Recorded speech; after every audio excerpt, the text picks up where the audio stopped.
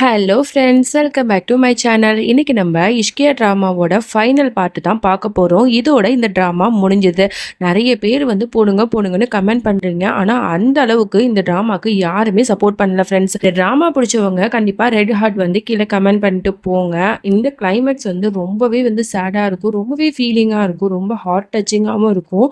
So மறக்காமல் last வரைக்கும் skip பண்ணாமல் பாருங்கள். சரி வாங்க ட்ராமா உலகத்துக்குள்ள போகலாம்.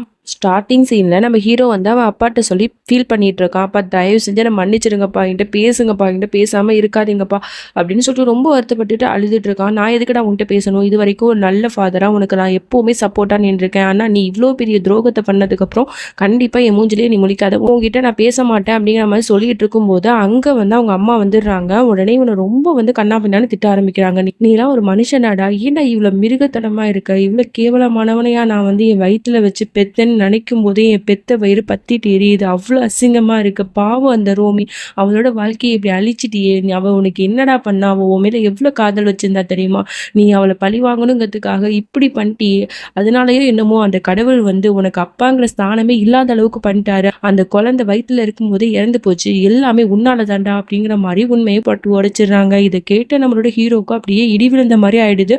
அவ்வளோ கஷ்டமா இருக்கு, ரொம்ப ஃபீல் பண்றான். உடனே ரூமுக்கு போயிட்டு அந்த லெட்டர் வந்து போய் பார்க்குறான். ஃபஸ்ட்டு ஹீரோயின் வந்து அப்பாவை போகிறீங்கன்னு சொல்லியிருப்பாள். ஸோ அந்த லெட்டரெல்லாம் பார்த்து அவ்வளோ ஃபீல் பண்ணி அவ்வளோ அழறான். இது வரைக்கும் அவன் இந்த ட்ராமாவில் இந்த அளவுக்கு அழுது நம்ம பார்த்துருக்க மாட்டோம். அவ்வளோ ஃபீல் பண்ணி உடஞ்சி போய் அழறான். இவன் அழுதுட்டு இருக்கும்போது அந்த ரூமுக்கு வந்து அவளோட தங்கச்சி வந்து பேசுகிறா. இந்த பாருங்க, நான் வந்து உன்னை நான் ஒரு ஹீரோவாக தான் நினச்சேன். எல்லாருமே வந்து அவங்களோட அப்பாவை தான் ஹீரோவாக நினைப்பாங்க. எனக்கு அப்பாவுக்கு அப்புறம் நீ தான் எனக்கு எல்லாமே நான் நினச்சேன். இன்னும் சொல்ல போனால் உன்னை நான் எந்த அளவுக்கு தெரியுமா உசரத்தில் வச்சு பார்த்தேன். எனக்கு புருஷனாக வரப்போகிறவன் கண்டிப்பாக உன்னை மாதிரி தான் இருக்கணும், உன்னை மாதிரி தான் கேரிங்காக அன்பாக பாசமாக இருக்கணும்னா நான் அவ்வளோ ஆசைப்பட்டேன், அவ்வளோ வேண்டிக்கிட்டேன். ஆனால் நீ இவ்வளோ கேவலமானவனா இருப்பேன்னு நான் நினைக்கல. இப்போ எனக்கு ரொம்பவே பயமா இருக்கு. உன்ன மாதிரி ஒரு புருஷன் எனக்கு மட்டும் இல்லை, இந்த உலகத்துல எந்த பொண்ணுக்குமே கிடைக்கக்கூடாது. பாவம் ரோமி அண்ணி, அவங்க வந்து உன்னை எவ்வளோ லவ் பண்ணாங்க தெரியுமா, இப்படி ஏமாத்திட்டு என்ன. சே, இன்னைக்கு நான் சொல்றேன், உன்னை நான் அண்ணனா நினைக்கவே அசிங்கப்படுறேன், அருவருப்பு படுறேன். சே, நீ இவ்வளோ மோசமானவனா அப்படிங்கிற மாதிரி சொல்லிட்டு போறா. இதெல்லாம் கேட்டால் அவனுக்கு இன்னும் கொஞ்சம் வந்து மனசு உடஞ்சி தான் போகுது. இங்கே அப்படியே வீட்டில் ரோமியை காட்டுறாங்க. அவள் சோகமாக வந்து உட்காந்துருக்கா. அப்போ ஹம்னா வந்து பேச்சு கொடுக்குற. அந்த பாரு ரோமி, நீ எவ்வளோ நாளைக்கு தான் நீ இப்படி இருப்ப, கொஞ்சம் மூவ் ஆன் ஆகு, லைஃப்பில் கஷ்டம்லாம் இருக்கத்தான் செய்யும் அப்படிங்கிற மாதிரிலாம் அட்வைஸ் பண்ணிகிட்டு இருக்கா. அந்த பாரு, நீ தயவு செஞ்சு இப்போதைக்கு என்கிட்ட எதுவும் பேசாத, என் குழந்தை போணுச்சு, இப்போ அது வந்துருமா, இதுக்கப்புறம் எதுவுமே என்கிட்ட பேசாதீங்க, எனக்கு கொஞ்சம் தனியாக விடுங்க, எனக்கு வாழ்க்கையை வெறுக்கிற மாதிரி இருக்குது அப்படிங்கிற மாதிரிலாம் சொல்லி அவளை அனுப்பி வச்சிருவா. இங்கே அப்படியே அக்காக்காரியை தான் காட்டுறாங்க. அவள் ரூமில் ரொம்பவே ஃபீல் பண்ணிகிட்டு இருக்கா. அப்போ புருஷங்காரன் வரான். உடனே அவகிட்ட மனசு விட்டு பேச ஆரம்பிக்கிறா. எல்லாமே என்னோட தப்பு தான், நான் வந்து உங்களை கல்யாணம் பண்ணுறதுக்கு முன்னாடியே ஹம்சாவை காதலிச்ச விஷயத்த உங்ககிட்ட சொல்லி இருக்கணும், அதை நான் சொல்லாம மறைச்சிட்டேன். அதுக்கப்புறம் நான் உங்களை கல்யாணம் பண்ணதுக்கு அப்புறமும் ஹம்சா என்னை பிளாக்மெயில் பண்ண விஷயத்தையாவது நான் உங்ககிட்ட சொல்லியிருக்கணும், அதையும் நான் சொல்லலை. ரோமிட்டையும் இந்த விஷயத்த வந்து மறைச்சிட்டேன். எல்லாருக்குமே நான் கஷ்டத்தை மட்டும்தான் கொடுத்துருக்கேன். நான் எதுக்கு கல்யாணத்துக்கு முன்னாடி சொல்லலைன்னா என் அப்பாவுக்கு வந்து உடம்பு முடியாம போயிடுமோங்கிற ஒரு பயத்துல தான் இந்த விஷயத்த நான் ரிவீல் பண்ணாம வச்சிருந்தேன். ஆனா அது இவ்வளோ பெரிய ஒரு கஷ்டத்தை கொடுக்கும், என் தங்கச்சியோட வாழ்க்கையை இப்படி வந்து சீரழிக்கும் நான் நினைக்கவே இல்லை. இப்போ உங்க வாழ்க்கையுமே வந்து ரொம்பவே நான் கஷ்டப்படுத்திட்டேன்ல. நான் வந்து உங்களுக்கு நல்ல மனைவியே இல்லை, நீங்கள் ரொம்பவே நல்லவர். இவ்வளோ விஷயம் நடந்தும் உங்கள் வீட்டில் யாருக்குமே என்னை பற்றின உண்மையை நீங்கள் சொல்லாமல் காப்பாற்றிருக்கீங்க. இந்த ரூமில் இருக்கிற நம்ம 2 பேருக்கு மட்டும்தான் இது தெரியும். நீங்கள் எவ்வளோ ஜெனியூன் ஆனவர், ஆனால் உங்களுக்கு நான் நல்ல மனைவியாக இல்லையே. நீங்கள் என்னை தயவு செஞ்சு மன்னிச்சிருங்க. நீங்கள் என்னை மன்னிச்சா மட்டும்தான் அந்த கடவுளே என்னை மன்னிப்பார். நான் செத்ததுக்கு அப்புறமும் என்னோட ஆத்மா சாந்தி அடையும் அப்படிங்கிற மாதிரிலாம் ரொம்ப ஃபீல் பண்ணி பேசிட்டு போவா. இதை கேட்டு அவனுக்கே ஒரு மாதிரி ஆயிடும். என்ன நினச்சான்னு தெரில. உடனே வந்து ரோமியை பார்க்கறதுக்கு போயிடுவான். உங்ககிட்ட கொஞ்சம் ஒரு முக்கியமான விஷயம் பேசணும் ரோமி, நீ வந்து இப்படியே இருக்கிறது எனக்கு எவ்வளோ கஷ்டமாக இருக்குது தெரியுமா, உன்னோட நிலைமை எனக்கு புரியுது, உனக்கு இந்த உண்மைலாம் தெரியும் போது எவ்வளோ கஷ்டமாக இருந்தது அப்படின்னு சொல்லிட்டு எனக்கு புரியும். ஏன்னா அதே நிலைமையில தான் நானும் இருந்தேன். ஆனால் இந்த விஷயத்தை என்கிட்ட வந்து ஹம்னா முதலே சொல்லிட்டா. ஆனால் உனக்கு இப்போ தான் வந்து தெரிய வந்திருக்கு, அதனால தான் உனக்கு வலிக்குது. நானும் இதை கடந்து போகலான்னு முடிவு பண்ணிட்டேன். உன்னோட அக்காவுக்கு ஒரு வாய்ப்பு கொடுக்கலான்னு முடிவு பண்ணிட்டேன். அதனால நான் அவன் கூட சேர்ந்து வாழ் தான் போகிறேன். நீயும் வந்து உன் லைஃப்பில் வந்து ஒரு முடிவு எடுக்கிறதுக்கு முன்னாடி யோசி அப்படிங்கிற மாதிரிலாம் ரொம்ப வந்து ஒரு அண்ணனா வந்து அட்வைஸ் பண்ணிட்டு இருப்பான். உடனே இவ சொல்லுவா, "என்னால அப்படி இருக்க முடியாது. நீங்க வேணா இத கடந்து போகலாம். ஆனா என்னால இதெல்லாம் கடந்து போ முடியாது. நான் ஒரு முடிவு எடுத்துட்டேன்." அப்படிங்கிற மாரி அவன்கிட்ட சொல்லுவா. என்ன முடிவு எடுத்தான்னு தெரியல. அப்படியே இங்க அசீம் வந்து என்ன பண்றான், அவனோட பொண்டாட்டிட்ட வந்து சொல்லிட்டு இருக்கான். இந்த மாதிரி வந்து ரோமி வந்து ரொம்ப பெரிய ஒரு முடிவு எடுத்துட்டா. அவ வந்து ஹம்சாக்கு வந்து டிவோர்ஸ் குடுக்க போறா அப்படிங்கிற மாரி சொன்ன உடனே அவளுக்கு பயங்கர ஷாக்கு. "என்னங்க சொல்றீங்க? டிவோர்ஸ் குடுக்க போறாளா?" அப்படிங்கிற மாரி சொல்றா. "ஆமா, நானும் எவ்வளவோ சொல்லி புரிய வைக்க பார்த்துட்டேன். இந்த மாரி நீ வந்து உன் லைஃப்ல வந்து ஒரு சான்ஸ் வந்து அவனுக்கு குடு" அப்படின்னு சொல்லிட்டு. ஆனா அவ வந்து அத கேட்கற மாரியே இல்ல. "நான் இந்த லைஃப் இதோட முடிச்சுக்க போறேன். அவன் கூட என்னால திரும்ப வாழ முடியாதுன்னு" சொல்லிட்டா. அவளோட விருப்பத்த வந்து நம்ம என்ன பண்ண முடியும்?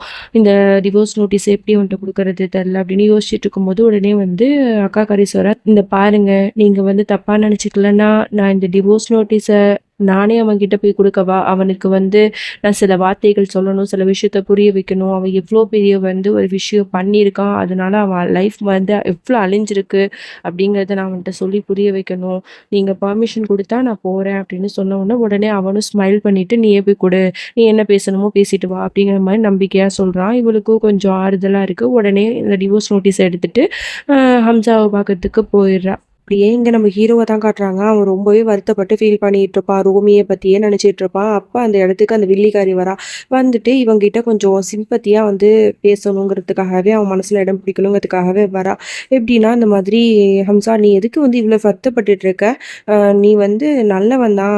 அவ தானே உன்ன விட்டுட்டு போனா. நீ சின்ன சின்ன தப்பு பண்ணியிருக்க தான். அதுக்காக அவ உன்ன விட்டுட்டு போயிடுவாளா? அவ இல்லன்னா என்ன? நீ ஏன் வருத்தப்படுற? உனக்காக நான் இருக்கேன். என்னோட கடைசி மூச்சு வரைக்கும் நான் உன் கூட இருப்பேன். உன்ன நான் நல்லா பார்த்துப்பேன்."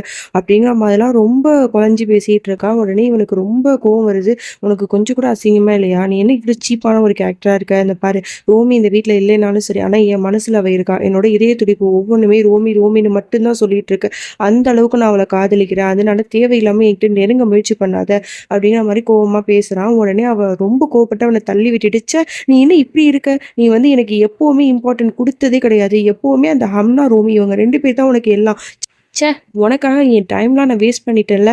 அப்படின்னு சொல்லிட்டு அழுதுட்டு அங்கேருந்து போயிடுவா. இவன் எதுவுமே சொல்லாம அப்படியே முழிச்சிட்டு இருப்பான். அப்ப அந்த நேரத்துல அக்காக்காரி வருவா இவன பார்க்கறதுக்கு. இவ பார்த்தோனே, "இவளா?" அப்படிங்கிற மாரி அவன் பார்த்துட்டு இருக்கான். உடனே வந்து சொல்றா, இந்த பாரு, உன் லைஃப்ல நீ எவ்ளோ பெரிய தப்பு பண்ணியிருக்க தெரியுமா? அந்த தப்புனால இப்போ உன் வாழ்க்கை எப்படி இருக்குன்னு பார்த்தியா? அடுத்தவங்களுக்கு கெடுதல் நினைக்கணும் அப்படின்னு நீ நெனச்ச. அது உனக்கே வந்து வந்துருச்சுல்ல. இப்போ உன் லைஃப்ப பாரு. இப்ப நீ என்ன நெனச்ச? என்ன பிளாக்மெயில் பண்ணி என்ன வாழ விடக்கூடாது, நான் கஷ்டப்படணும் அப்படின்னு நெனச்சல்ல. ஆனா இப்ப பாரு, நான் நல்லா தான் இருக்கேன். என் புருஷன்கிட்ட நான் எல்லா விஷயத்தையும் சொல்லிட்டேன். அவரும் என்னை ஏத்துக்கிட்டாரு. நாங்க மூவ் ஆன் ஆயி வாழ ஆரம்பிச்சுட்டோம். ஆனா உன் லைஃப்ப பாரு, தங்கச்சி உன்ன வெறுக்க ஆரம்பிச்சுட்டா. உன்ன வந்து அவ கண்டிப்பா ஏத்துக்க மாட்டா. அதோட உனக்காக அவ ஒண்ணு குடுத்துருக்கா. இந்தா டிவோர்ஸ் நோட்டீஸ்" அப்படின்னு சொல்லிட்டு வீசிட்டு, "இது வந்து எல்லாத்துக்குமே நீ தான் காரணம். இந்த அளவுக்கு அவள வந்து தள்ளிட்டல்ல, அதுக்கு நீ தான் காரணம். என்னோட தங்கச்சியோட வாழ்க்கையும் வந்து இப்படி ஆயிடுச்சு.